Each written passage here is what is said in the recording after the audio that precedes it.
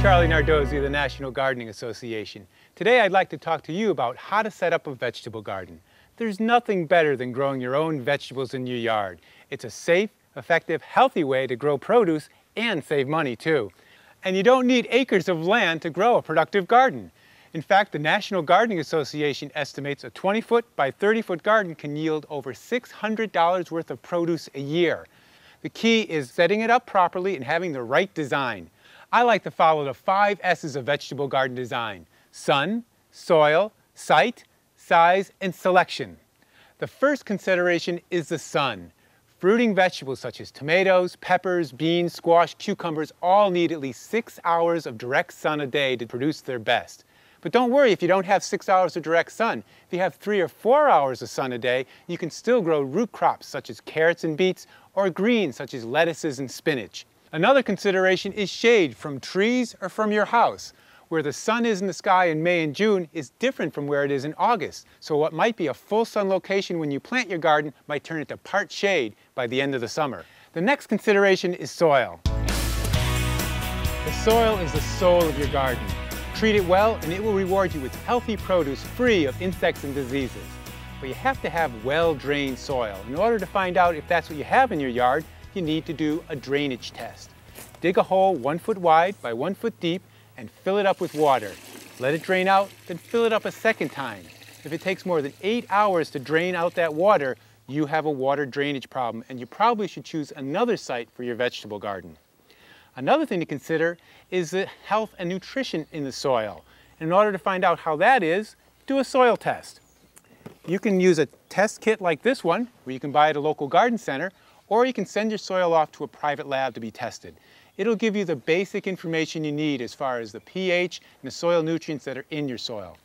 But regardless of how healthy your soil is, you always should add some compost. If you have poor, gravelly, or sandy soil, then you want to add a 2 to 3 inch thick layer before planting and then work it in. If you can feed your soil with some healthy compost, you'll have healthier plants and better produce. Another important consideration is the site. You want to ideally place it near a driveway or a walkway. If it's out back somewhere, it's out of sight and out of mind. If you plant your vegetable garden and spend maybe 5 to 10 minutes a day in there maintaining it, you'll be able to stay on top of it and keep it productive. Also, if you place it near a wall or a trellis, you'll be able to grow peas and beans up, saving space and actually producing more food from a smaller space. Which leads me to my 4th consideration, size. For a beginning gardener, a 4 foot wide by 10 foot long garden is ideal. Use raised beds. They warm up faster and drain water sooner in the spring, allowing you to plant quicker. The important thing to remember is to build a raised bed 8 inches tall and no wider than 4 feet. That way you can reach into the center of the raised bed without having to step on the soil and compacting it.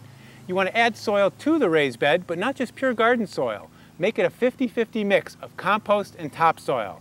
That way there'll be the right fertility for your plants and the right looseness in the soil. The final consideration is selection. What are you going to grow? It may sound silly, but you want to grow what you like to eat.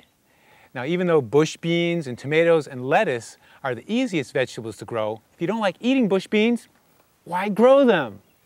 Another thing to remember is that if you have a small space, plant dwarf or small space varieties so they fit in that little area. And finally, plant multiple crops in one season. For example, in the spring, plant spinach and radishes. When they're done, rip them out, plant some bush beans.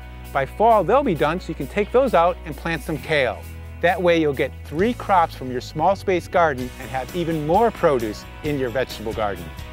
If you want to learn more about how to set up a vegetable garden, go to our how-to library at www.garden.org.